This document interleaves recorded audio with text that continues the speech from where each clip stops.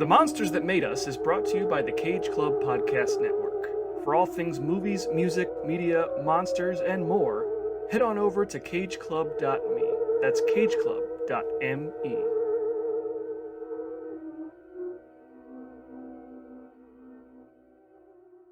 Today we head to the Far East, where the former Scorpion King, Mathayus, is once again working as a mercenary after the death of his wife Cassandra and the subsequent collapse of his peaceful kingdom. This time, Mathayus, along with his faithful ally Olaf, are tasked with stopping Talus, the younger brother of Egyptian King Horus, from stealing the Book of the Dead from King Ramusan and raising an unstoppable army to conquer the realm. Along the way, they must rescue a princess, battle with ninjas and magical undead warriors, and try not to get themselves killed in the process. Is Mathayus really risking everything for a few sacks of gold, or is the old Scorpion King's redemption arc ready to come full circle? Grab a sword and join us as we discuss the Scorpion King 3 Battle for Redemption.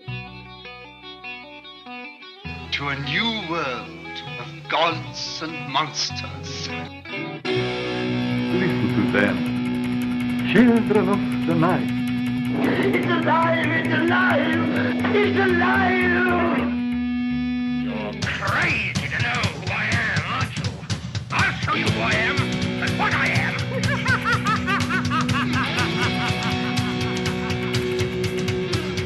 You're insane. I tell you, I killed a wolf, a plain, ordinary wolf. By studying these and other species, we add to our knowledge of how life evolved, how it adapted itself to this world. He went for a little walk. He could have seen his face.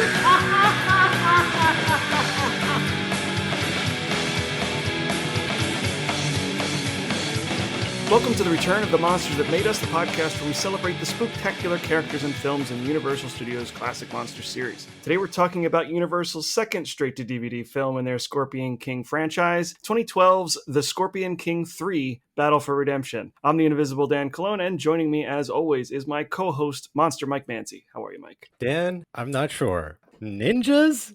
Ninjas. Oh, I can't wait. I had no idea. So good to be here tonight. For those of you joining us, chances are you are fans of the Scorpion King franchise, or you're following along with us, which we thank you for, or you're just discovering us by accident. Either way, we're happy to have you listening. Chances are we could also just be talking into the void when it comes to these movies. So when it comes to the Scorpion King reviews, we thank the loyals. Okay, yes. We know you're out there and we appreciate you more than ever.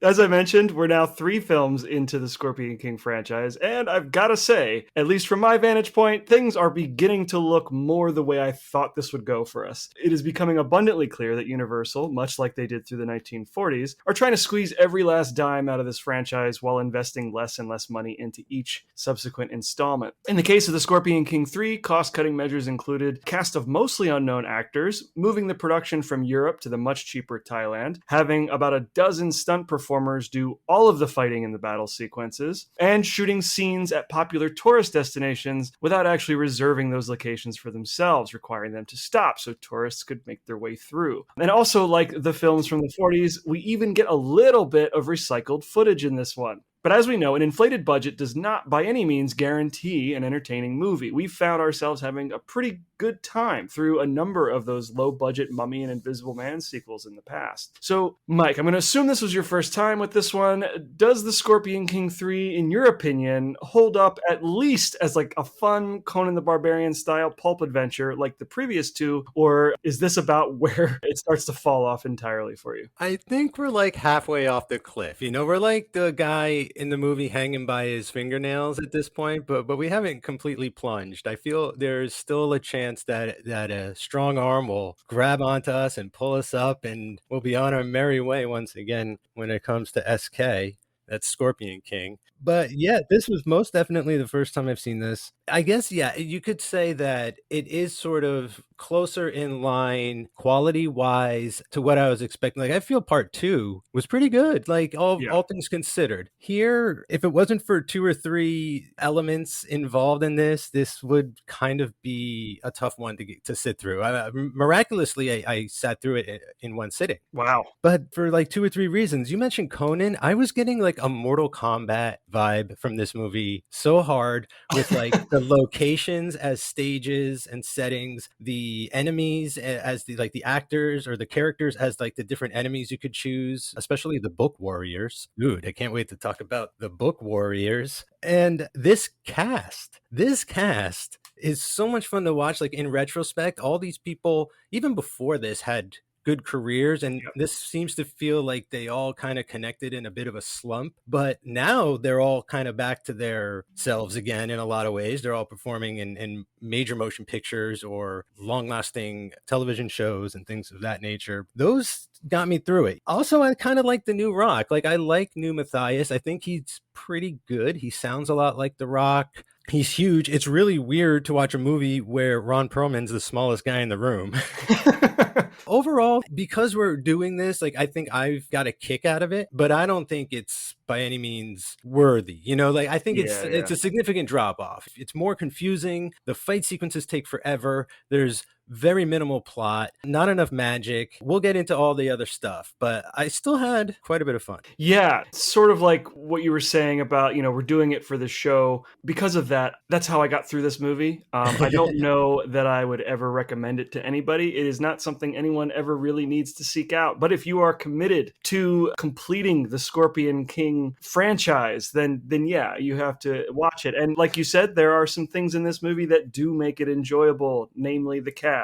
I think I said to you in our previous episode at the end, the cast is maybe the best thing about this movie. Like, a lot of the stars are kind of unknowns, and we'll get into what they're doing now. But yeah, this thing is bolstered with guys like Ron Perlman, and we've got Billy Zane. Boba Fett is in this. Boba Fett is in this, yes. Morrison, like, and he's fun in it too. So there are reasons to check it out, but the script, such as it is still filled with a lot of really terrible dialogue. And I do think our main actor, our new Scorpion King, he's a good enough actor that he can sort of deliver some of this dialogue with the same kind of charm that The Rock was able to do. He has sort of like an easy personality, and then when it's time to fuck things up, he's big and muscly and is quite capable of doing that as well. It's the third movie in a Scorpion King franchise. It is more or less what I expected from this franchise. We're going to get into all the good stuff and a lot of the bad stuff and kind of why it is the way it is. So I'm excited to talk to you about that. Before we move on, there's just one more thing that I want to bring up front before we get any further. This kind of felt to me like Scorpion King 4, and they never made Scorpion King 3 because it does like that Once Upon a Time in Mexico thing where Rodriguez intentionally said, oh, I'm going to make part 4 and kind of skip over part 3 and use all that as flashbacks, and sort of half the movie is like flashbacks to the movie we never technically got, all the Selma Hayek stuff. And I feel like they tried to pitch that off here in the opening with the flashback where they're like, here's all the stuff you missed. It was insane.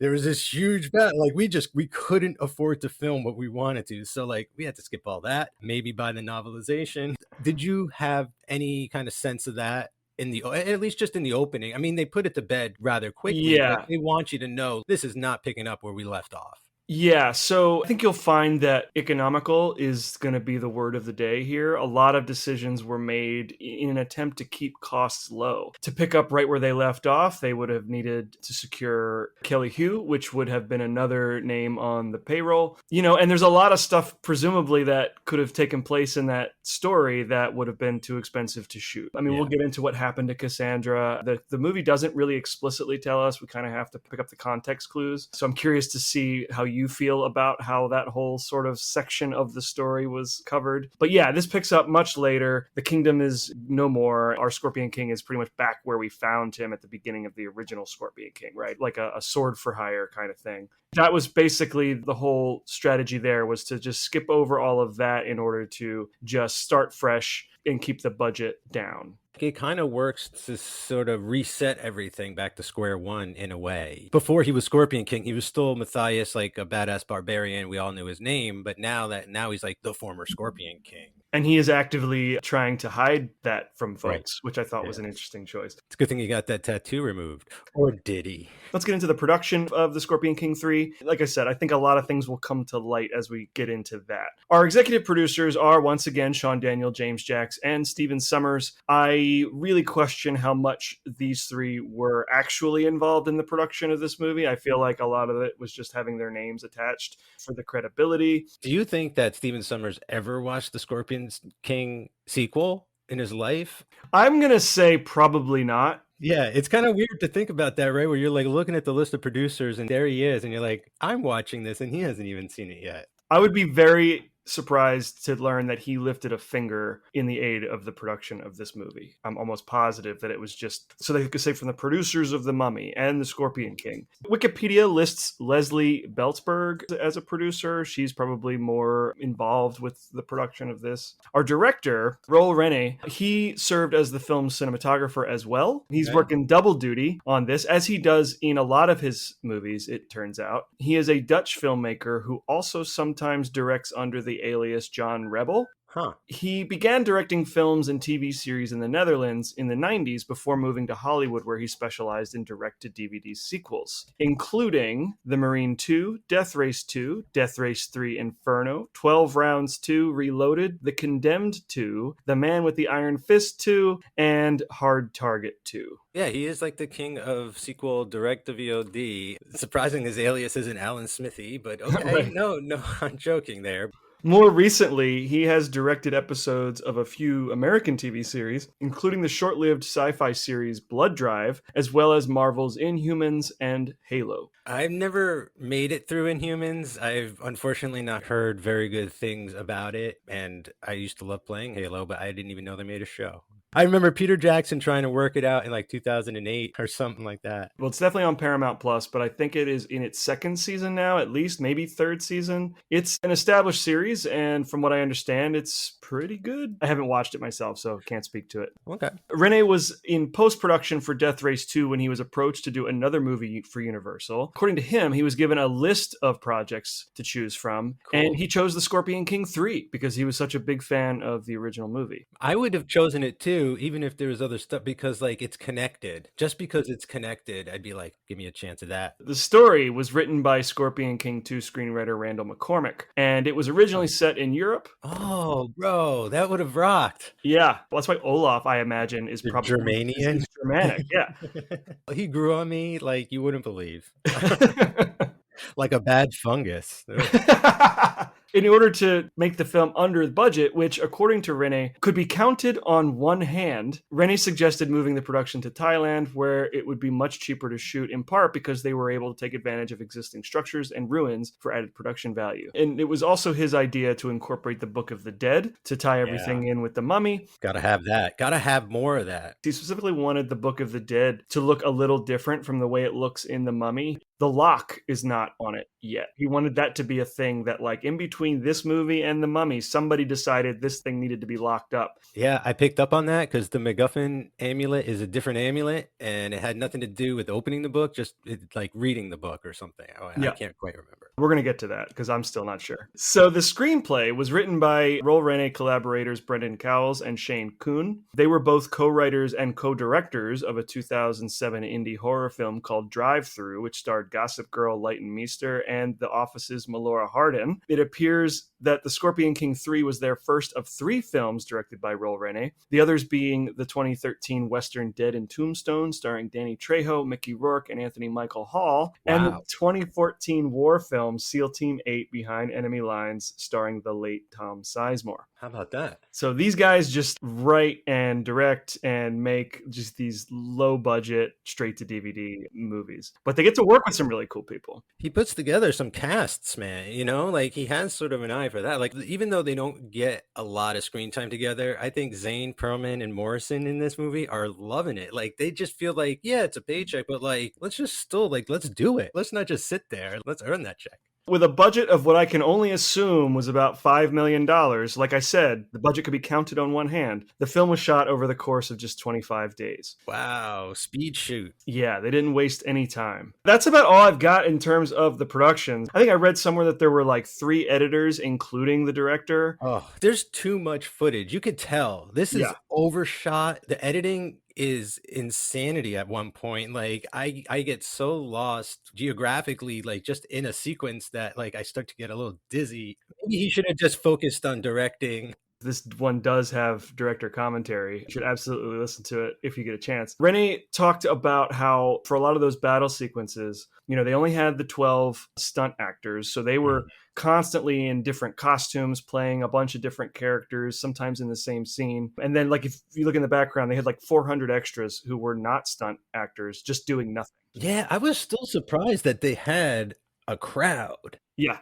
Just use them the whole time though, just like populate the screen. It seems so empty at times to be like, wow, this really is like no budget. And then at other times it's like, what, 5 elephants? Like what? He describes the way he shot these sequences. He found that for him, the best way to do it was to shoot them like a music video where everything would be choreographed and they would perform the scene maybe like a dozen times. And he would just shoot as much coverage as he could. And so that's why it feels the way it does. I mean, they shot every battle scene really tight from a lot of different angles throughout the movie. He mentions anytime they had to do a second and third take, it was always a little bit of a different shot because I guess he wanted to keep that spontaneity. And so he never did the same shot twice. Okay. He's shooting all this really tight and they're cutting so much. Like you said, it becomes kind of difficult to understand what is happening in some of these fight scenes. It becomes like a Jason Bourne scene or like Quantum of Solace at one point where you're just like, slow down. Yeah.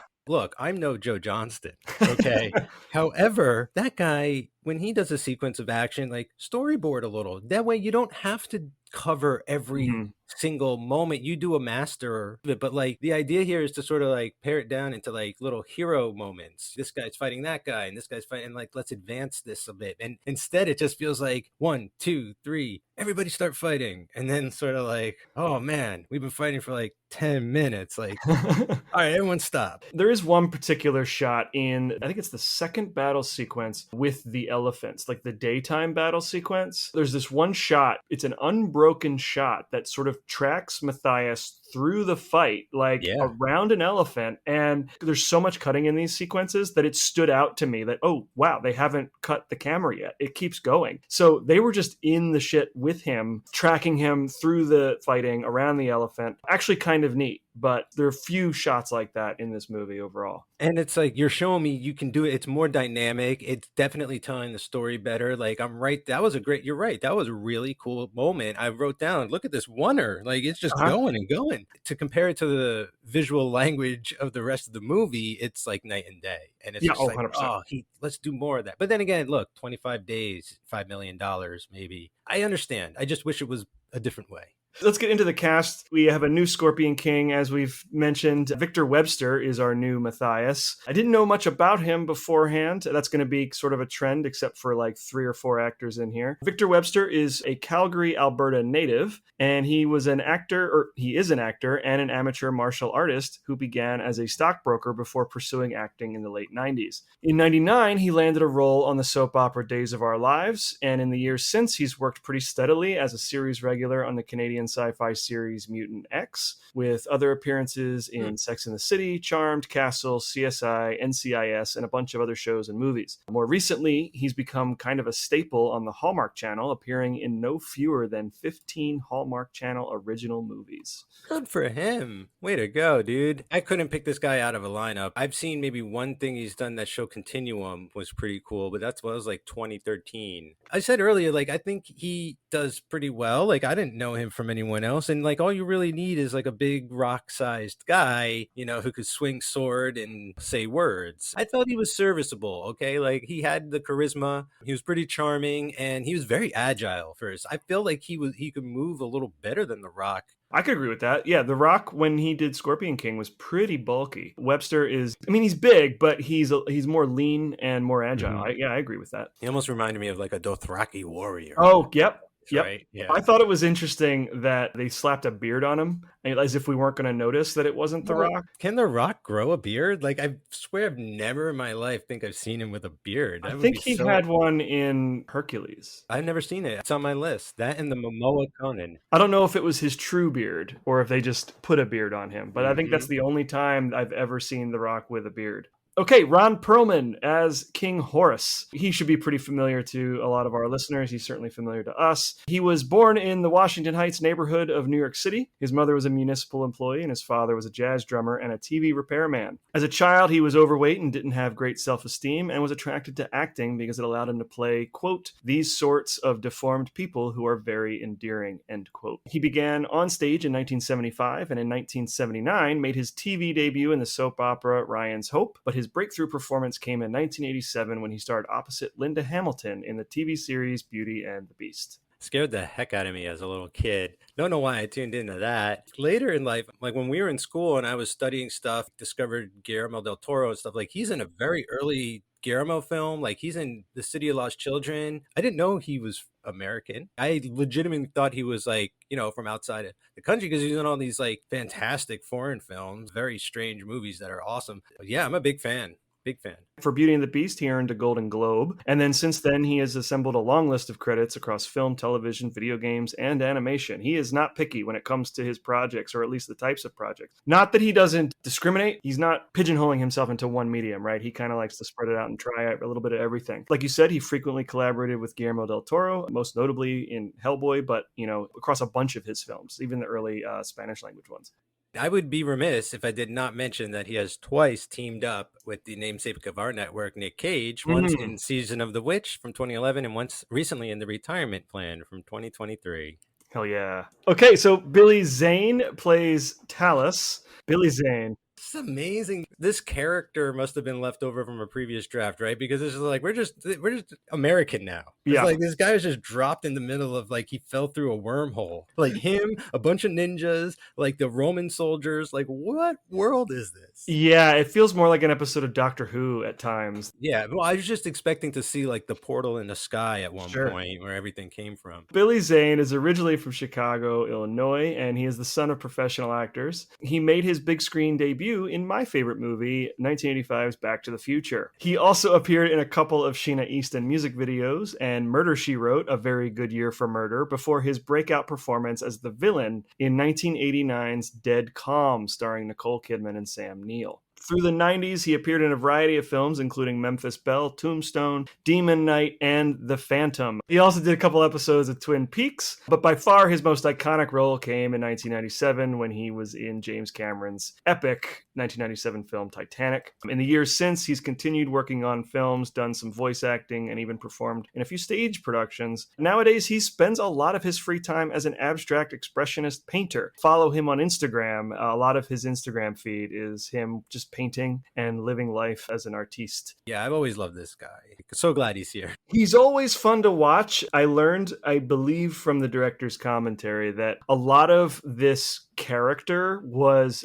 kind of created by Billy Zane. I think it was his idea to like kind of be fun with it as opposed to being this like evil, just purely evil villain. The goofiness was all Zane. The goofiness adds menace. Yes. Because it's like he's unhinged. He feels like he's already snapped. There's even a moment in the movie where he's like, oh, it's going to be great. I'm going to marry you. It's going to be awesome. We're going to live together forever. Or I could just murder you, execute you like right now. And you like believe him. He's exercising similar muscles that he used in Demon Knight. He's great in Demon Knight, and he's goofy in that also. I agree. I love Demon. I like those Tales from the Crypt movies.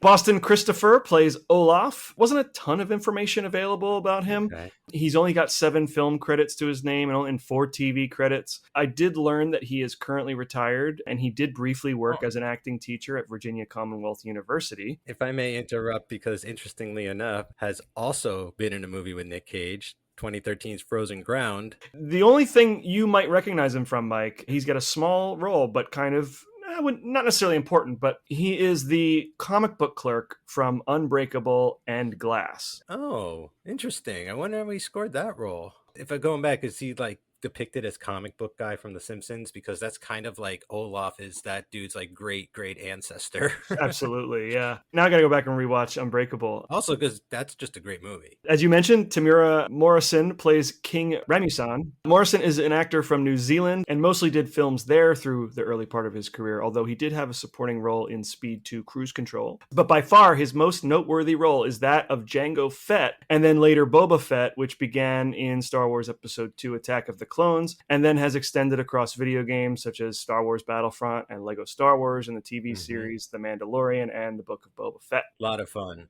I loved seeing him in this. I was trying to figure out why I recognized him, and then it dawned on me. He's also done a few superhero films, including Green Lantern back in 2011, and more recently, he was Aquaman's dad, Tom Curry, in Aquaman, The Flash, and Aquaman, The Lost Kingdom. Yeah, he's fun. I just was rewatching the Boba Fett, and like it's just so cool how he's every single clone in the Star Wars galaxy is based off of this actor's image. Like, what an awesome legacy. Every time they need a voice actor to be Jango Fett, Boba Fett, or any stormtrooper, they call this guy up. Fantastic. He's always got a job. It was cool to see him. I think he's also playing along. I'm not quite sure exactly what happens to his character, so I'm looking forward to talking about that later. Crystal V plays Princess Silda / Cobra. Spoiler alert. V is a Thai actress and model. Acting-wise, she's probably most well-known for her role here in The Scorpion King 3, but she did also appear in 2009's Street Fighter: The Legend of Chun-Li. Oh, okay. This is really just for me. You'll understand why, but she also appeared in the 2016 fan film Star Trek Captain Pike, along with Eric Roberts, Ray Wise, Bruce Davison, and Walter Koenig. Not a huge acting career so far, but our next actor, we all know him. Dave Bautista plays Agramel, one of the Book of the Dead warriors.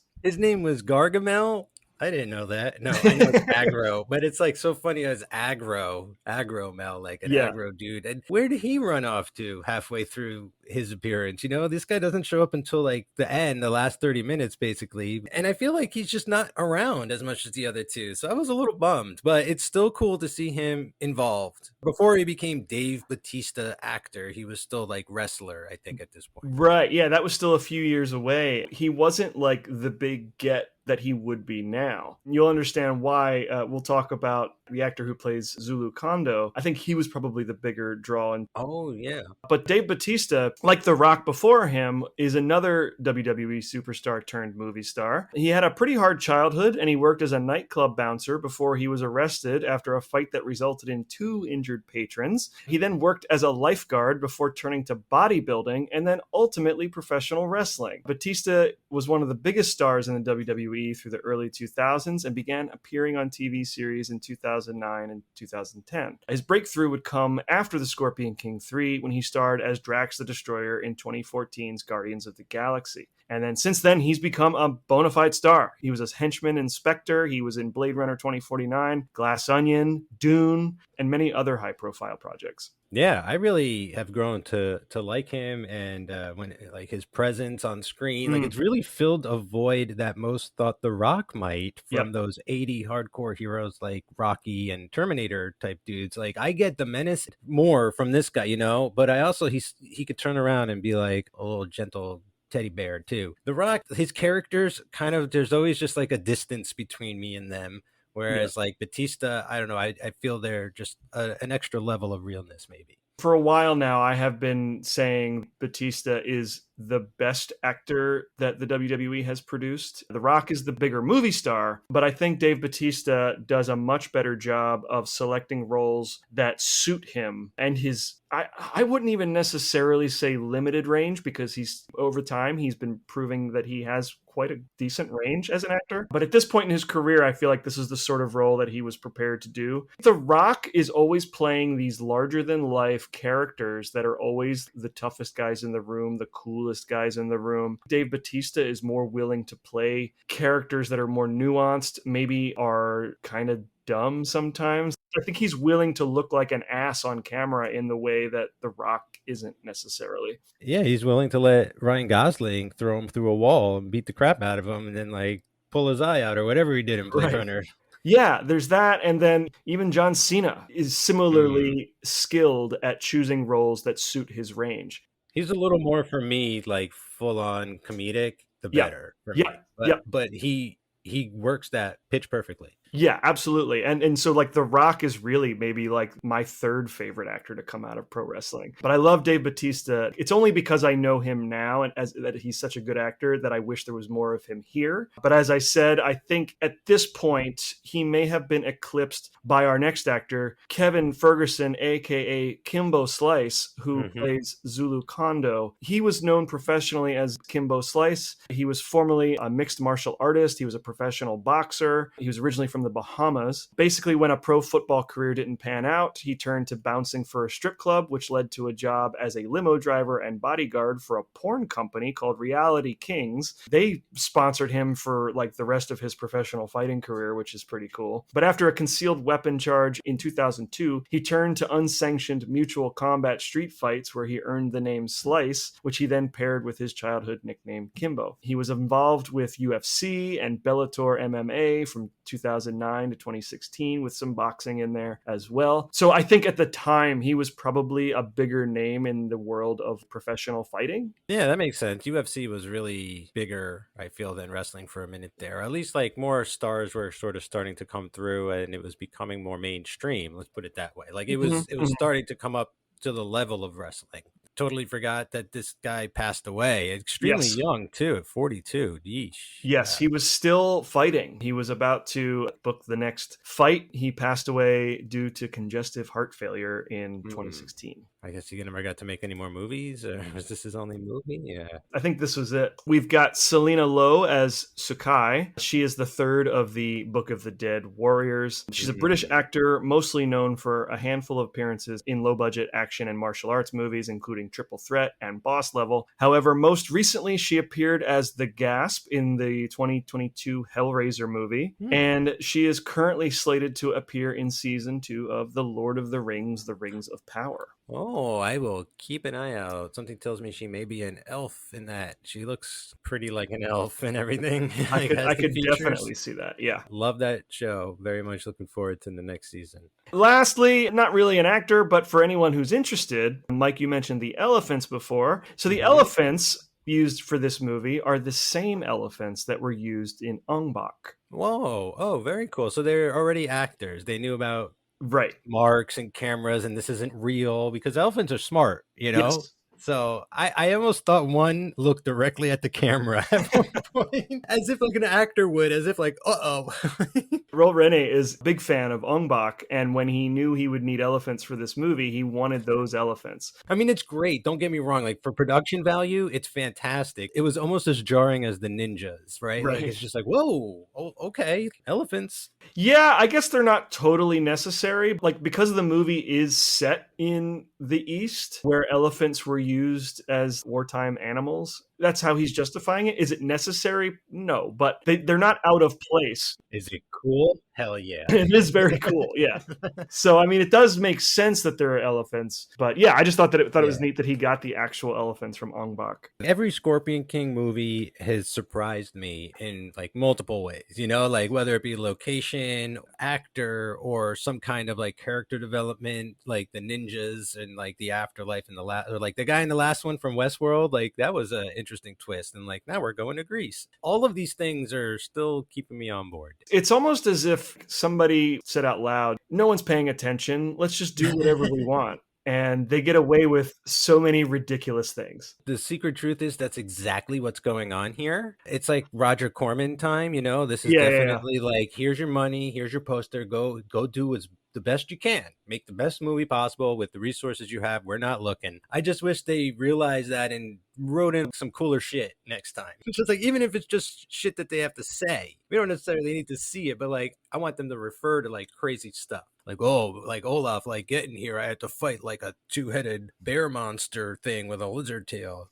The New Rock being like, that's not the craziest thing I've ever thought. Like, you know, that kind of crap. Right. Yeah. The last movie we talked about had a giant invisible scorpion. It's like this one doesn't have the money to reach that high, but it wants to. Fair enough. Given maybe an extra $5 million, there's no telling what Roel Reiné would have thrown into this movie. That's all my notes for the pre-production and everything. Okay, so the movie opens. We've sort of discussed it already. It's years after the first Scorpion King ended. Mathayus has gotten his kingdom. He was the Scorpion King. He's had his years of peace, and now that is all but a memory. The kingdom has collapsed. He is actually in captivity right now. We will learn later that this was sort of, I guess you would call it a test by the king to make sure that he could handle this errand he's going to send Mathayus on. But he's no longer the Scorpion King. He's back to being a mercenary. He's a sword for hire. And so we kind of get context clues here, right? Cassandra, his wife, the sorceress, is dead. We see flashbacks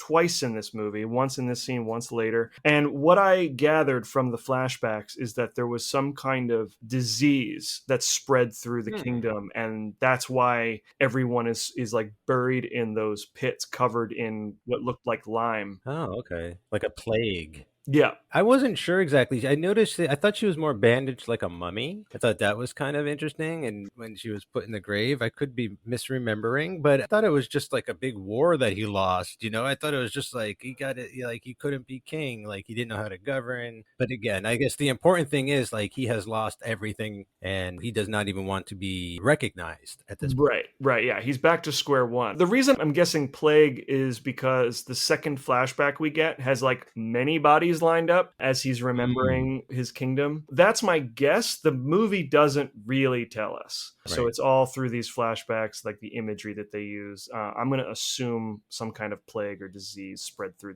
the kingdom and kind of destroyed everything. That's where we start this movie. Mathayus does manage to escape captivity and he kills the jailer. That's a pretty funny scene where like he's being kind of interrogated in the middle of the room by this guy. I mean, that's a classic scene. You see that a lot of action movies where the guy just being interrogated does like a flip around the rope and like breaks the dude's neck. And Right.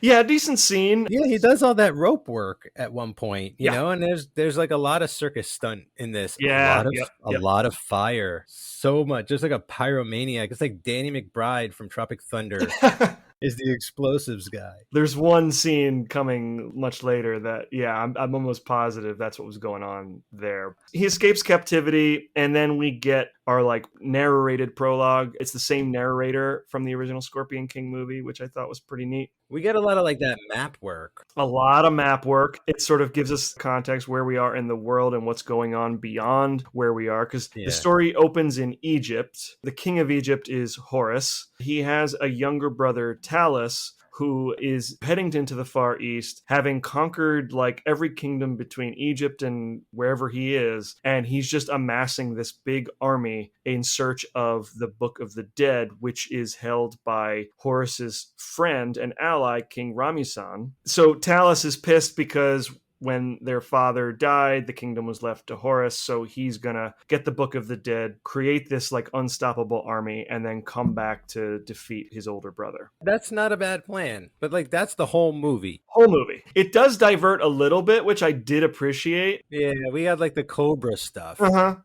Mathayus kind of accomplishes his mission within the first like 30 minutes, and so the movie needs someplace else to go, and then the Cobra stuff, we'll get there. But this is like the setup, pretty simple setup. We've seen some version of this before lots of times elsewhere. We get to meet Horus. It's Ron Perlman, as we talked about. As much as I love Ron Perlman, I feel like he is really phoning this one in. I think he's just coasting on the strength of being Ron Perlman. Yeah, I hear what you're saying. Like he's definitely not pulling out what Billy Zane is No. doing energy wise. I feel like he's trying to play it though as more like old king kind of thing, you know, more of the strategist, less Right. of the actual guy on the front lines these days. But it might have been hard for him because like he was shorter.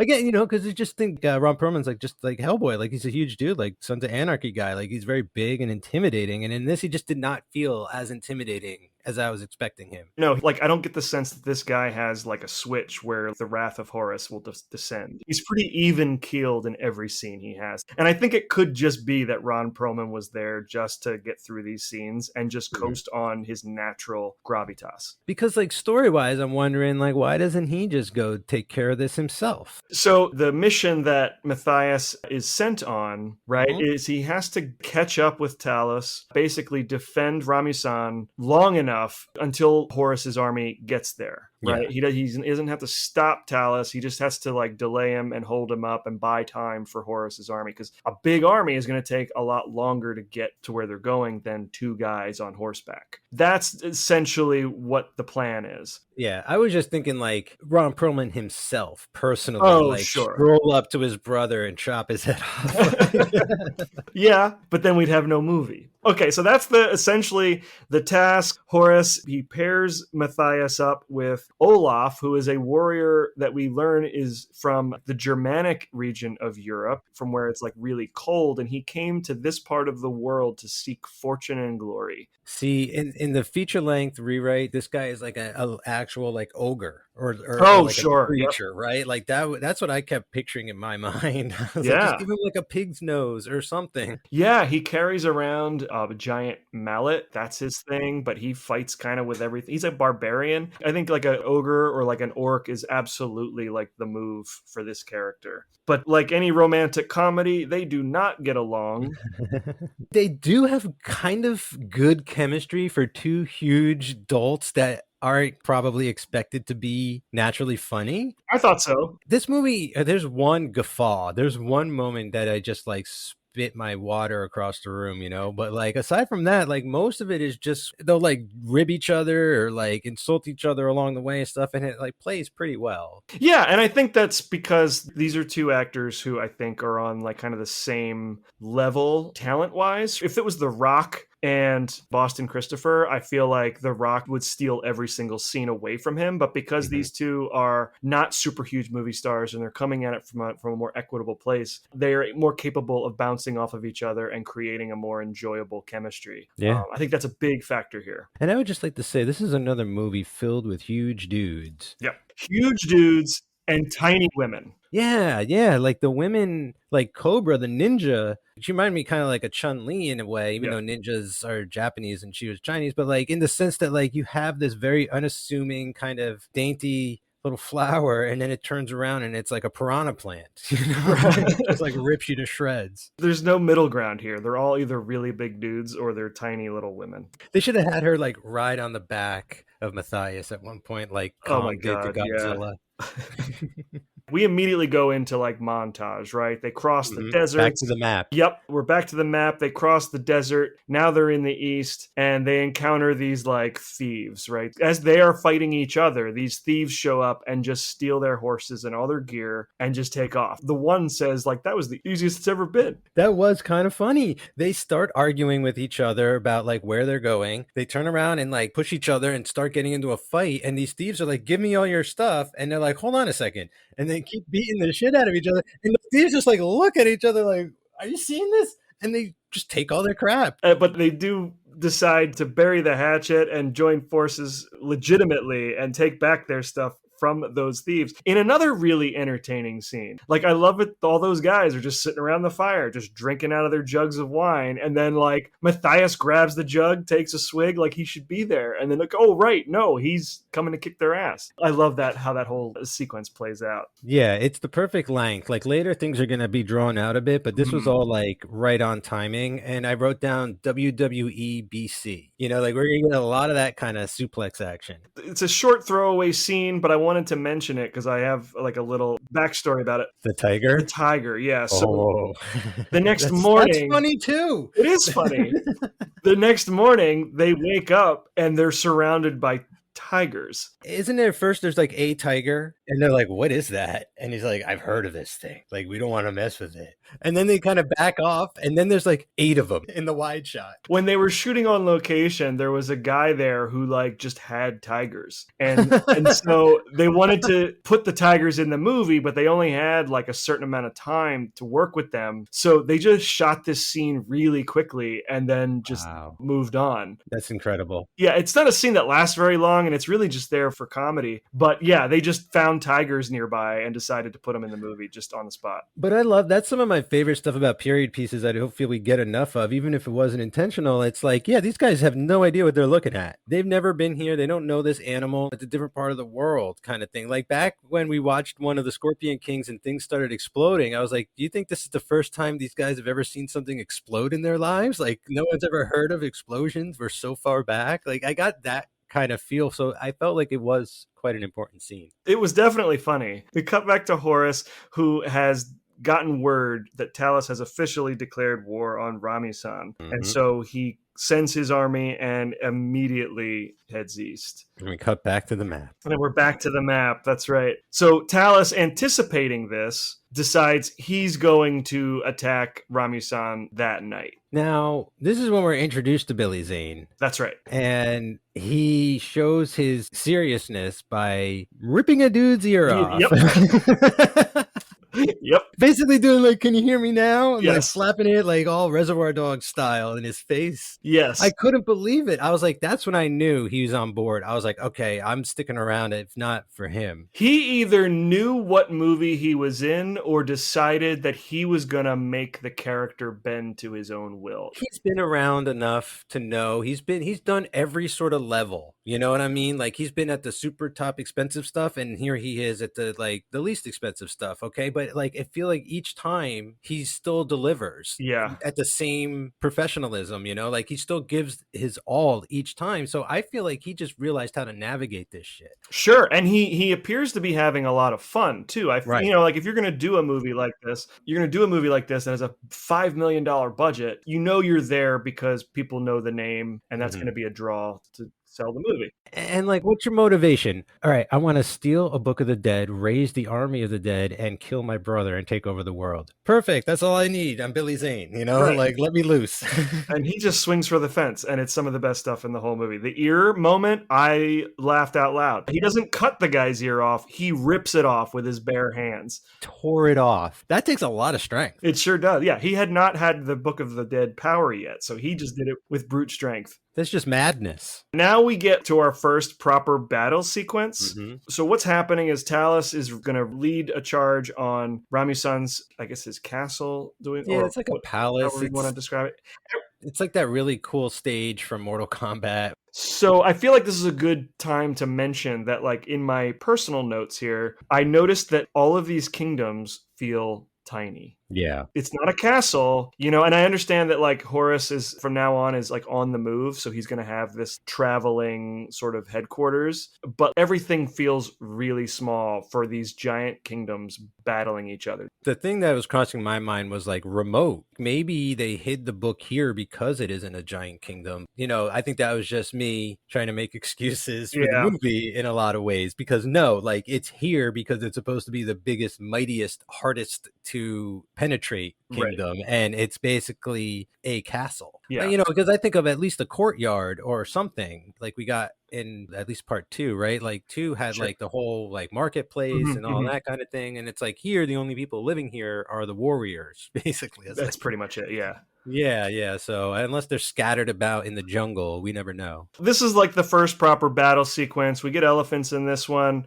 Essentially, it's just Talus against Rami-san's forces, and they are fully prepared to lose. I think they're not expecting Horus to show up. They feel like they've been abandoned, but they're going to fight to the last man. Mathayus and Olaf are in the trees, kind of watching all of this go down, and Olaf has an idea. Now, you tell me if you read the same thing I did. He talks about using guerrilla tactics, but like the animal, the gorilla, not like what we think of as guerrilla fighting. And basically his idea is to lure them into a trap and then get the upper hand that way, as opposed to taking them all just head on. One gorilla is stronger than many chimpanzees. Than 50 chimps or something like that, yeah. This is like an actual attempt at like being punny. Like, this is a Yeah. pun. Like, guerrilla warfare, like, oh, gorilla and gorilla, it's a hominin, but like they mean two different things. But what if a gorilla really fought like a human guerrilla warrior? That, I think, is what's happening. I was laughing. I was like, oh, like he got gorilla mixed up with gorilla, but like, why are they even mentioning this? I feel like it's so far before those tactics were a thing, For or sure. at least called that. Like, are we supposed to believe that Olaf coined the phrase guerrilla warfare? No, I think he heard about it somewhere once and thought it had something to do with the animal, the gorilla. Regardless, it worked because these two Yes. guys take out the entire platoon on their own. Yes. So towards the end of the battle, they jump in. They create a trap with like oil, right? They create like a ring of oil on the ground. Mathayus bow and arrows one of the guards up on the wall. That's his trademark. Yep. Bow and arrow. Oh, hell yeah. They all come running out, and then they ignite that ring of fire around them, and that essentially gives them the upper hand. So like a Hiroshima goes off, but like oil doesn't explode, right? Am I wrong? Like, they just had the oil, Right. and it was like in barrels, but it would just catch a blaze. I'm no scientist, but would that combust into a giant fireball the size of Oppenheimer? No, not on its own. But yeah, I did like how they used like an explosive to bust open the castle door. That was pretty neat. It's still cool, and it's only the beginning of the firestorm to come in this movie. It was a neat stunt, but you're right, not scientifically accurate. Like, it doesn't necessarily matter because it's cool, but it would have been enough if it was just a wall of regular fire. Like, we didn't, you know what I'm saying? Like, that is crazy enough. Like, that it exploded too was sort of like, oh, all right. Right, and also fireworks and explosives were invented in the Far East. If they had been a little more intentional, they could have done something with that, like to create some dynamite or whatever. And Dude, it would have been perfect to show like the Asian army appears, to have them actually shooting like bottle rockets at people in the movie, you know, like as weapons and stuff, because I'd run from that if I'd never seen it before. I wouldn't know it couldn't go right through me. So Olaf and Mathayus save the day for Rami-san and his kingdom. Talus is not present for this. He is elsewhere, so he will meet Mathayus and Olaf later. We'll get to that. Now with the kingdom protected, at least for one night, Mathayus and Olaf are brought in and presented with the only kind of reward Rami-san has for them. You know, there's no money because wars cost money, and he no longer has any. That was a big thing. They were doing it for the bennies. Like, they were promised 20 G's. Right. Unable to pay actual money, instead, Rami-san offers up his daughter and her hand in marriage as a reward for saving his kingdom. Which is all well and good. There's nothing wrong with that. What I had an issue with, Dan, was the way that this scene played out. Like, I lost my mind when this happened. Yeah, the way that scene goes down is some guys bring out a painting covered in a sheet. I want to tiptoe through this a little longer. Okay. Bring out a painting because the photographs don't exist yet. Correct. You know? So like, oh, I was like, okay. And he's like, I got to show you my daughter so you know what she looks like. Mm-hmm. She's a princess. Yeah. And so when she is revealed, what is shown on the canvas is a portrait of his daughter, Silda, but it is comically bad. It is Mad Magazine. Oh, hell yeah. Yep. It is cross-eyed, buck-toothed, overbite, crazy hair, looks like a velvet painting. Couldn't be less accurate. How is this the prop? Like, how could they do this? Like, why would they do that? Seriously, I've not lost my mind watching something like that wasn't an Elvis movie in a long time. I got news for you. That was not the original painting. Oh, you're kidding. So they had a much more toned down painting, and then in post-production, Roel Reiné made the decision that it needed to be a little more ridiculous. So in post, they digitally changed the eyes. They made it ridiculous later. Bastards. It looks like nowadays like AI, right? Like, it is just it looks like a cross between one of those big-eyed pictures and like one of those troll dolls or something.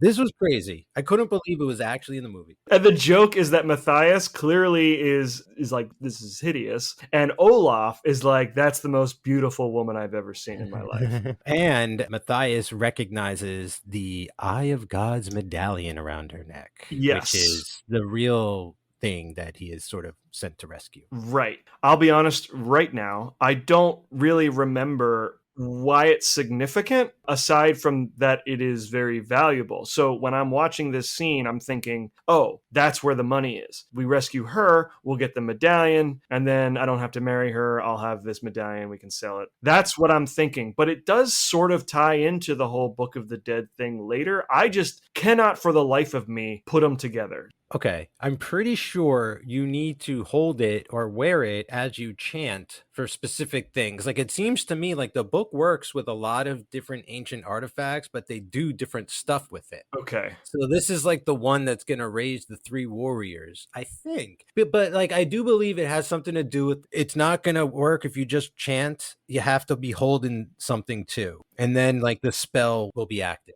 It's just confusing because this medallion was not in the mummy at all. They didn't need it to do other things No. with the book. Well, they had the one that had to be like the key to the lock, right? Like they had a different sort of Sure. thing. Like you had to still find something in conjunction with the book for stuff to work. So I think that's what they were kind of hinting at here. But like, no, I'm with you. Like it is unclear. I think it's primarily just like, oh, another spoil, like another riches of war. At the very least, I feel like that's all it needs to be. It is somehow tied to the book. The new plan is now to go rescue Silda. Mathayus has every intention of finding that medallion. She's currently held captive by Talus. Oh, we forgot to mention Boba Fett said to Scorpion King and Ogre, you will also meet our secret contact, Cobra. Oh, yes. Cobra, a very, very lazy name amidst all these other like good, cool, crazy names. Like that is a very lazy one. But I was like, okay, so like there's going to be like a Cobra. Okay, he's a secret informant person. Okay, good. Back pocket that. We'll play along for now. But Cobra and his men are like a rebel force out in the jungle, right? The real guerrilla warriors. Correct. They're like a group of ninjas that are out there, separate from Rami-san's kingdom, but allies. Yeah, they're against everyone. They're living out in Sherwood Forest at one point. We'll come to find out. You know, it's totally Sherwood Forest.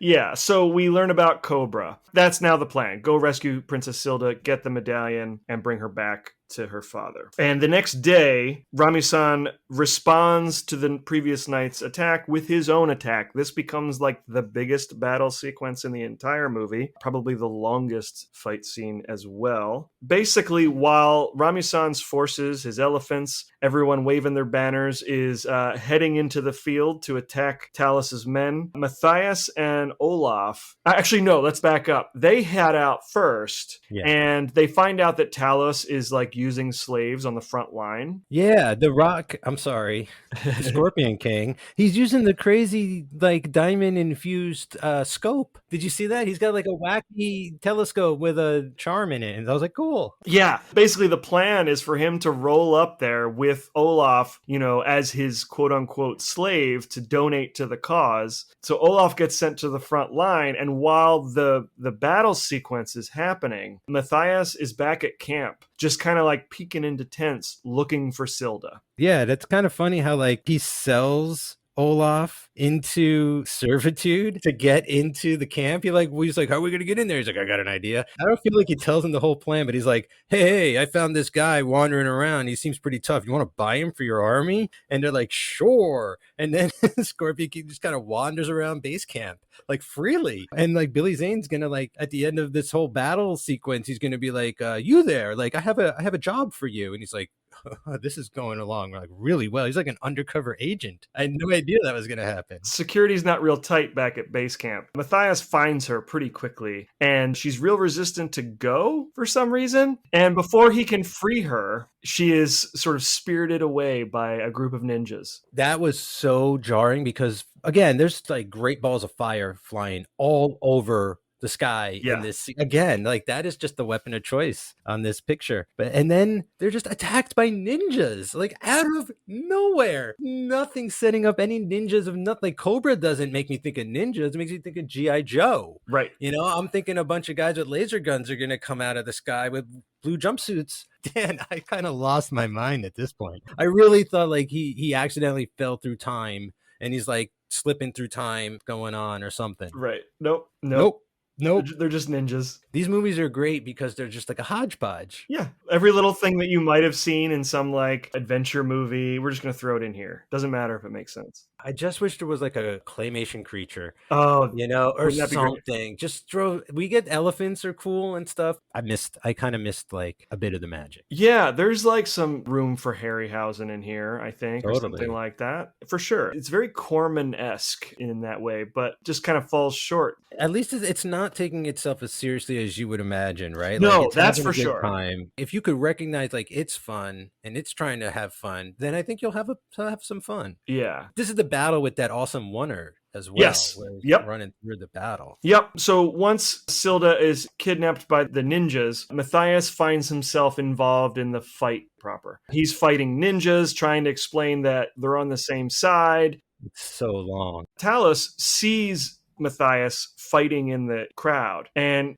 like he's like, who is that guy? He sees him fighting ninjas, which is why later, after the battle's over, he buys that Matthias is just an independent mercenary, right? So once he realizes Silda has been kidnapped, he hires Matthias to get her back, along with the head of Cobra. Yeah, so she's been double kidnapped now. Yes. I kind of like that twist too. We don't know the truth about Cobra yet, so I'm like, oh, like is she just gonna be passed around like a hot potato the entire damn movie? In a very simplistic way, this is some like Yojimbo thing, Right. or a fistful of dollars, right? Because now he's working both sides, but he's Matthias, so he's never truly working for Talos. It was never his intention, whereas like in those movies, he was always playing them against each other. Right. This isn't two nefarious groups. It is a little bit like that because he decides take it. he's going to work for Talos. Olaf just wants the women. Well, they could do some of the Hidden Fortress in this series for sure. Imagine the Rashomon version of the Scorpion King.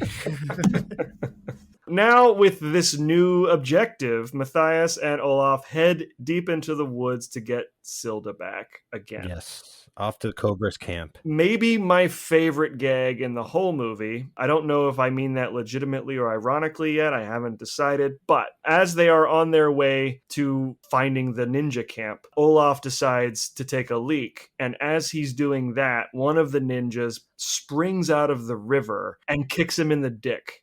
That was epic. That was so unexpected. Like, never has something so shocking and cool mixed with something so juvenile Yes. played so well for me. Yeah, it was a combination of really cool and really juvenile. You're absolutely right. Like, why didn't he kick him in the face? It's like, the guy had his freaking thing out. You didn't have to aim for it. But the way he jumped out, that was like a genuine scare. Yeah. That wasn't cheap at all. No, that was good. Now we're involved in another fight, which goes on for a little while. And by the end of it, the big reveal is that Silda is the one underneath the mask. She is Cobra. That was all part of a plan. So her father did not know this, but she was playing the leader of Cobra and Silda. She intentionally got kidnapped so that she could gain more information about Talos, get her medallion back, and Matthias kind of screwed that up almost. Yeah, but not his fault. No. He's just really good at what he does. Right.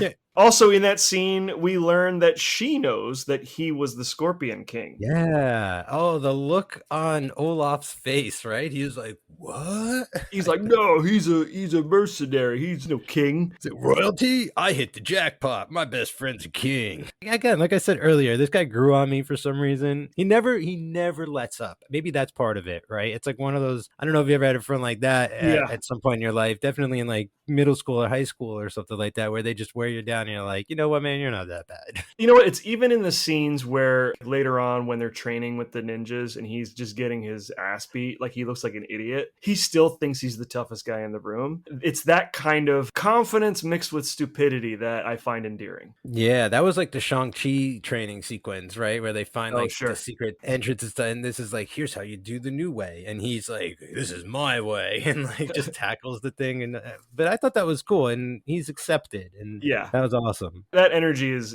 easy to find endearing, I think. And so, yeah, I definitely agree with you there. Now that they're all kind of on the same page with each other, they can figure out a plan forward. But it's not looking too good for them because of Billy Zane. Yes. He's about to find what he was looking for. So back at Rami-san's palace, Talos is there. He has successfully defeated Rami-san's army and has found the Book of the Dead. Dude, just another classic villain move in Mhm. this part where the Book of the Dead is kind of kept on a platform and you have to like push a giant stone Yeah, brick yeah. like off of the platform, like remove it to it's like a safe kind of. Uh-huh. And Billy Zane just fucking pushes it on some guy and Yeah. kills him. He's like, ugh. He's like, ah, and he like dusts his hands off. He's like, look at my book. Yeah, he's like, sorry, just killed you. Amazing stuff. Yeah, I love this scene. And then he follows that up with a joke about how he makes some kind of joke correlating the text of the book with Rami-san's future. Like he has to explain it to everybody that it's the Book of the Dead, and then just whacks Rami-san with the Wax book. a dude with the book. Yeah, so is he dead now? He comes back at the end on the brink of death, but I thought that was the end of him. I thought he got beaten to death with the Book of the Dead. Amazing. That's what we're meant to believe, because in a scene later on, Silda says that if Talos has command of the Book of the Dead, that it can only mean that Rami-san is dead, because he wouldn't give it up willingly. But he does show up at the very end to die for real. It's so bizarre. We never see him die, but we assume that he is dead because would not allow Talos to just have the book. He survived the bludgeoning. We talked a little bit about this scene before, but back at ninja camp, Mathayus and Olaf begin kind of training with the ninjas. Now, they don't become ninjas, but there's some camaraderie there. They sort of learn a little bit about how they operate. And Mathayus decides that he can't keep running from his past. He's going to reclaim his honor, join them in their fight against Talos. So it's the beginning of his redemption arc. Oh, right, from the subtitle of the Yep. actual title. Yeah, this is all the stuff where she's like gonna show him who he, like, you're still in there. You gotta be the king and lead these are their people. This is your chance, like all that. I'm gonna be the one to show you I love you, I believe in you and stuff. And then they get it on all out of nowhere too, dude. Like they just go for it. And I'm just like, what? So that scene, there's a sequence where that night they're all out. There's fire. They're making the feast of food, friends. the feast, and they just sort of have this little embrace. This is another thing I learned from the commentary. That scene was shot for the very end of the movie, and they cut it in here to sort of advance that romantic angle sooner. Put it earlier in the movie so that by the end we already know that's where it's That at. makes sense. I don't love that because I'll tell you why. Like, I wish during this sequence we saw them teach some magic. Like, I want to Sure. see more magic, like I was thinking like this is how you heal somebody and they like do a healing thing, and like this is how you throw fire because they fucking love fire in this movie. or little whatever, like here's how you talk to an animal and like relay a message to another person. I don't know, just even if it's just lip service, it's just to plant those ideas about the bigger world out there. Yeah, I'm with you. I feel like the romantic angle was a little bit understood. I don't think we needed to see this scene, but to build to the magical elements, yeah, I think that would have been a better use of the time. I'm already behind them in a way, like story-wise, I'm rooting for them. I mentioned Sherwood Forest, like there's a heavy Robin Hood kind of vibe here. Even after they win, they're going to stay here. They've built their community out there like a bunch of hippies or whatever. This is like their little Ewok kingdom. So the next thing is, now that Talos has the Book of the Dead, the first thing he does with it is raise 3 warriors from the Netherworld. So we've got Zulu Kondo, Agramel, and Sukai. 2 barbarian types, and then Sukai is basically Storm. Kimbo Slice, again, fire elements. Like he's got the fire eyes, he like does fire things. I feel like Sukai is Ice Queen. She's gonna throw like an ice fireball at one point. And Agromel is just like Conan. He has Conan's helmet on, the skull helmet and everything, and like the shoulder pads and stuff. I'm like, holy crap! I'm not complaining. I'm just explaining. It's not even like I was underwhelmed by any of it. I thought it was really cool that we got like all this. Again, this hyped my Mortal Kombat meter again, where I was like, here comes some new challengers, and like they've actually got some powers. So I'm super psyched. Basically, Talos demonstrates their abilities by having them kill all of his best warriors. What is that? That is the most strategically stupid. That's like a boy king in Game of Thrones thing to do, where it's like, you think you could protect me? Murder my best guards. I don't know. Well, he's certifiable, so maybe he's not thinking so straight. Right. He sends Tsukai and Zulu Kondo into the woods to eliminate the ninjas, and he keeps Agramel close by to protect him and the Book of the Dead. That's how we're divvied up here. Now they have that big fight at the waterfalls, that tourist attraction, where they get attacked. I think they're on their way to battle. Yeah, the next scene is that fight scene with Zulu Kondo, Tsukai, and the ninja army. Yeah. There's a couple different fights happening throughout this sequence. Mostly it is Mathayus against Zulu, and Olaf is fighting him as well. And then it's more than the ninjas against Tsukai, if I remember correctly. I remember they take Zulu out by like stringing him up. Yeah, they sort of string him up, and then Mathayus breathes fire at him. But why would fire kill this dude if his eyes are embers and he's basically spits lava and it's like kill him with fire? I thought that they were going to have, because you have a fire and ice. Right. In my mind, I thought they were going to take each other out. Like, I thought that was going to be the thing where they like, you know, get him to aim for you, get her to aim for you. And then they like roll out of the way. No, that would have been great. Dude, we should write a Scorpion King.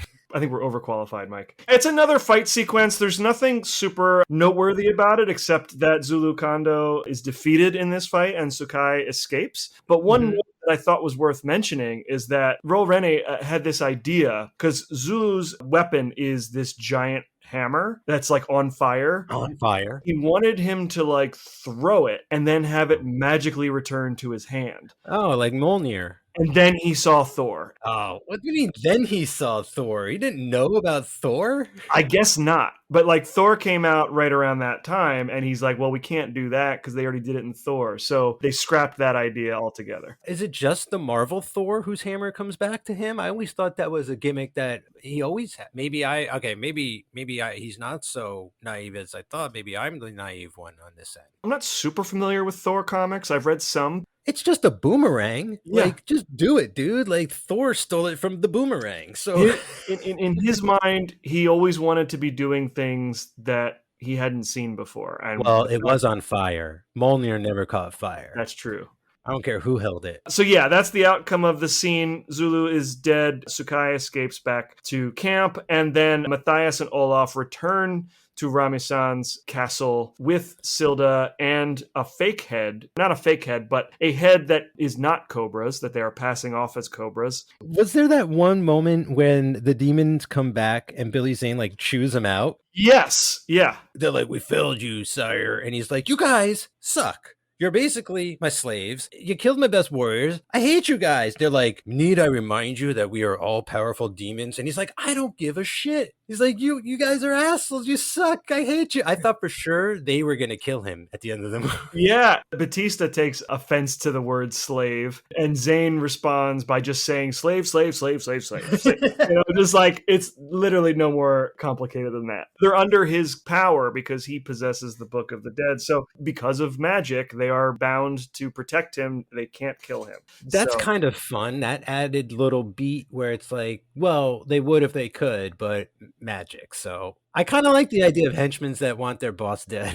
Suddenly I'm rooting for the henchman. Yeah, this guy is an asshole. Hench for life. He knows his rights. So now Mathayus and Olaf come back with Silda, a not head of Cobra, and the plan is to now take back the Book of the Dead and the Eye of God medallion and take the power back, to quote Rage Against the Machine. Billy Zane is getting to the point of Caligula here. He's kind of throwing like it's like the start of an orgy. He's like, we won, we're good. I got my book, like we're doing a thing. And then that's kind of like gets all interrupted by all this shit. I thought that was kind of funny. Yeah, but he is psyched to go consummate his marriage. He's like, prima nocta. Right. Yeah, we're not really married yet, but So they split up. Silda goes up into his bedchambers.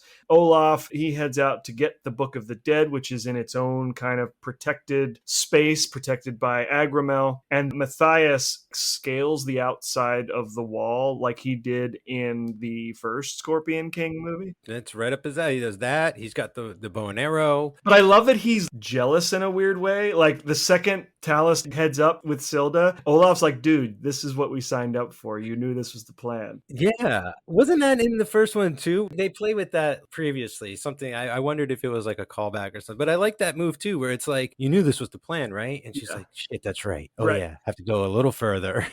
Without getting too granular about this, because there's a lot going on, There's a lot going on. It's too long, the fight sequences. we'll stick with Matthias for now. He heads up to the window. Talus has the medallion shoved into his pants. Right. And so like Silda is like trying to distract him, is like playing the whole like, please take me now. Now would be great. Kind of giving Matthias the cue. It'd be great if you could just, right now. So that leads into like a whole fight sequence in the bedroom. They don't get the medallion. Talus escapes. Yeah, there's a chariot race. Yes, Matthias follows him. There's a whole chariot race. Meanwhile, Olaf is trying to get the book. Yeah, he fights Batista. He ends up grabbing the book and then turning around, and then, oh, there's Batista. And he tries to play it off like, oh, well, Talus told me to come get the book. No? Okay. And then they get into a fight. And then Silda ends up in a fight with Sukai. That's pretty cool. I was just, again, bummed like she wasn't throwing ice balls and things like that. Yeah, it would have been cooler to see her do like more magic, because like everybody in this movie is supposed to be super badass, and I feel like the fight scenes don't really sell that all that much. Well, you know why? I just think they go on a little. I think they go on too long, and it just seems to be too repetitive. Like Sukai and Silda have a sword fight, and like there was a really fun sword fight in the second one between the women,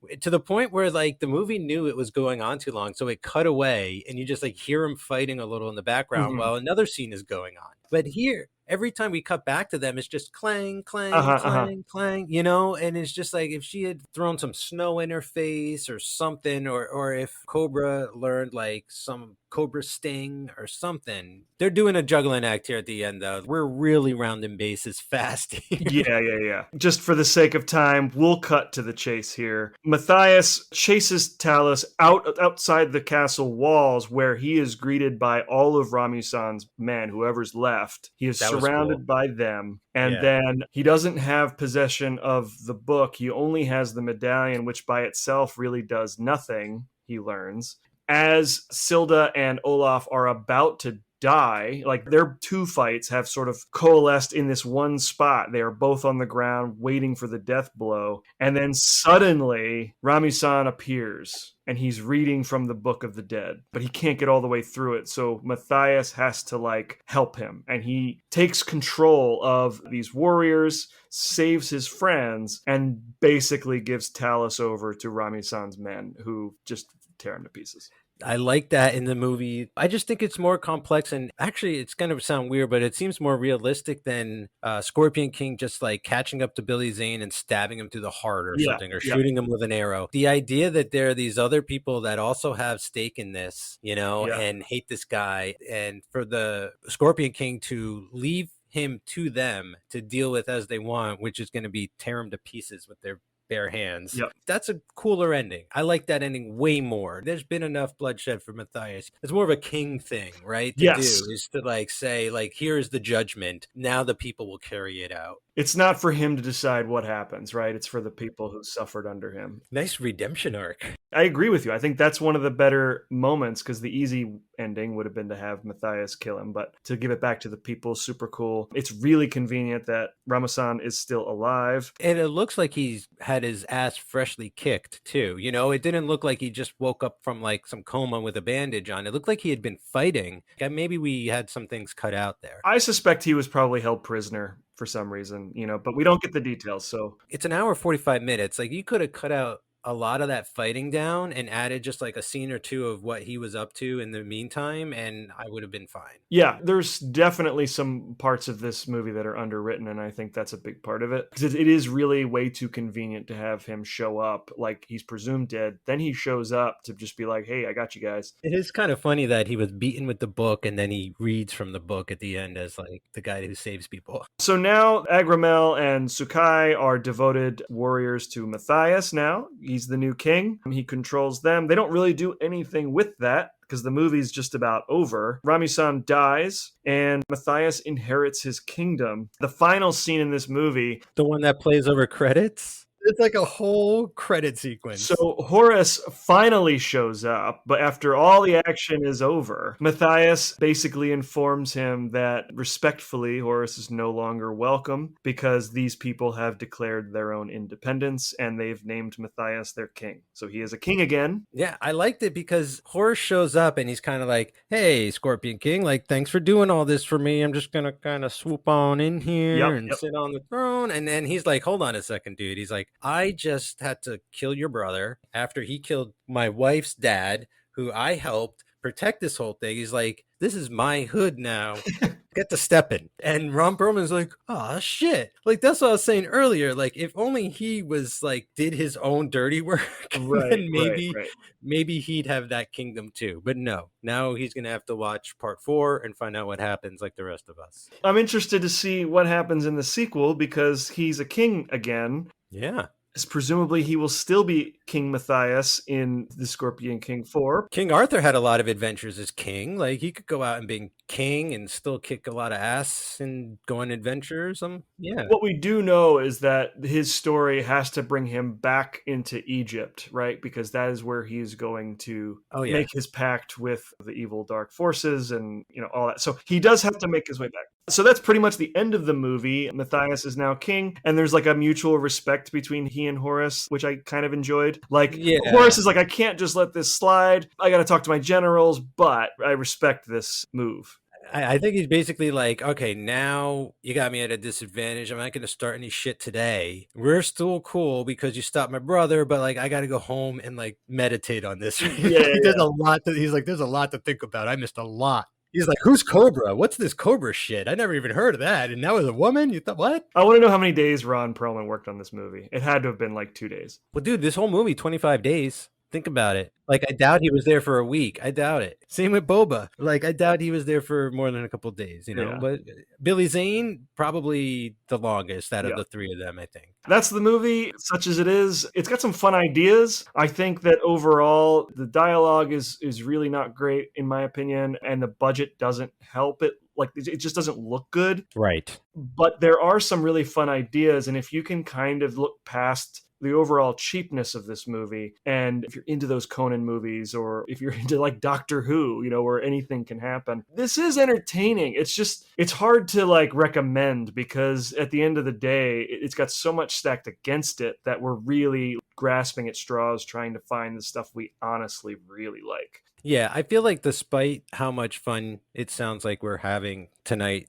and we are, and I am having fun and genuinely having a lot of fun talking about this. Like, it was not this much fun to watch it. You know what I mean? Right. Like, it's just like, it was so nuts and crazy. Like, maybe some of this would have worked with a bigger budget. Maybe, like, I agree. There's some fun, cool stuff in here and some interesting ideas, but there's more bad ideas in the sense that like they're not bad ideas, they're just not executed in the way that you would want, that you would probably expect from a major motion picture, not a straight to video or home video video on demand type of budget. There's a lot of effort, but not a lot of like polish on it. It still feels like a work print. Also, like we mentioned Corman a lot, he recently passed, RIP, one of the like a legend in the industry, but like it does genuinely feel like a modern version of that type of film. And those were very hit or miss. And a lot of them had the best intention to be good movies and just weren't, but still found their audience as like midnight movies or best of the worst movies or things like that. For me on the show, okay, because we've been on this journey, this hits that for me because of the cast, like retrospective wise, like look at this cast and look where they are now. And to think that they were all there then is so much fun. The fire,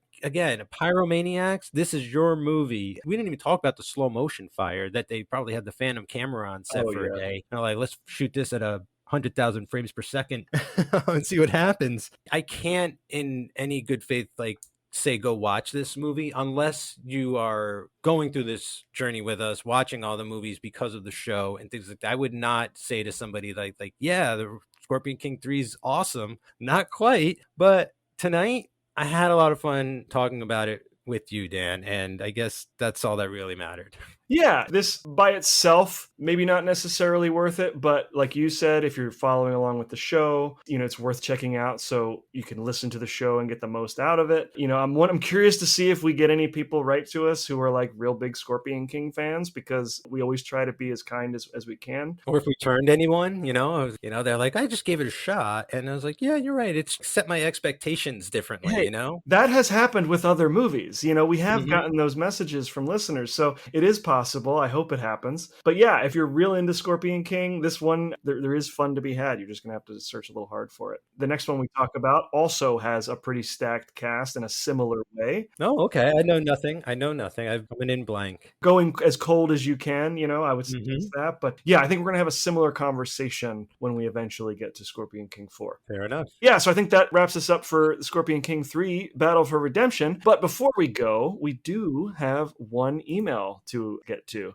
Oh, sweet. So this is going to be reaching way back, Mike, back to our first season. So we got an email from our listener, Joe Fury. He says, "Hi, just started listening, and I really enjoyed your Abbott and Costello Meet Dr. Jekyll and Mr. Hyde podcast. It was a Thank you. lot of fun. For many people, Abbott and Costello Meet Frankenstein was a gateway to discovering all the classic Universal monster movies. I know it was for me, and although it suffers in comparison to Meet Frankenstein, Abbott and Costello Meet Dr. Jekyll and Mr. Hyde is still a lot of fun, as you were both saying. The one thing I wanted to clarify, I believe at the end when Tubby bites all of the police, the idea is that it gets into their blood too, evidenced by the chief of police shaking Okay. and sucking his bitten finger repeatedly. And that is why they all change too, or at least that's what it always seemed like to me. Enjoying the show, Joe Fury." Now, I remember that one. Yeah, on the Pluto Universal channel that's been on recently. I caught a few minutes of it. And yeah, didn't Lou Costello turn into a Dr. Jekyll maybe at one point too? I He could be did. mistaken. But I loved that ending, even though I was baffled by it. I And then was they like, all turn into mice, right? Isn't that what happens at the end? one of them did. Yeah, I'm glad you liked it. Thank you so much for listening. Like, I'm glad we actually ended up including that movie in our run, because I think originally it wasn't on our schedule, and we made some room for it, and I think we were smart to do so. So that is definitely one of the better Abbott and Costello monster films for sure.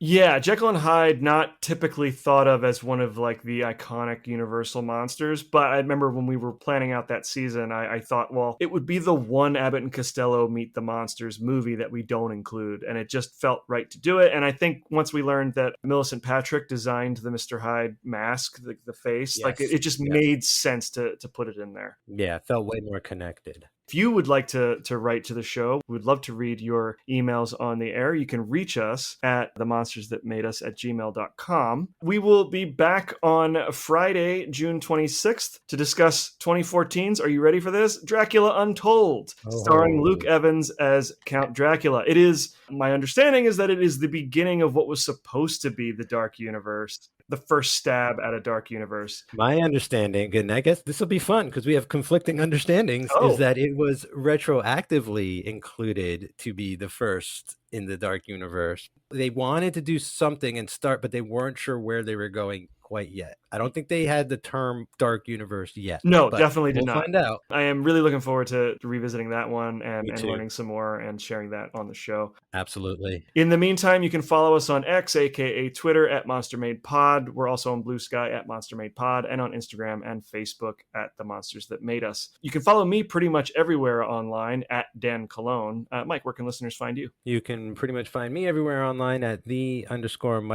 MIKESTIR, and all the other shows I do you can hear on cageclub.me. If you enjoyed this episode and you want to support the show, you can become a Patreon supporter at patreon.com/themonstersthatmadeus. Every dollar we make helps support the show. You can support the show also by giving us a 5-star rating and review on iTunes. And we cannot forget about our t-shirts on TeePublic. You can find the link for that in our aforementioned Twitter and Instagram bios. For all other things Cage Club related, just head on over to cageclub.me. That's cageclub.me. Stay spooky, everybody.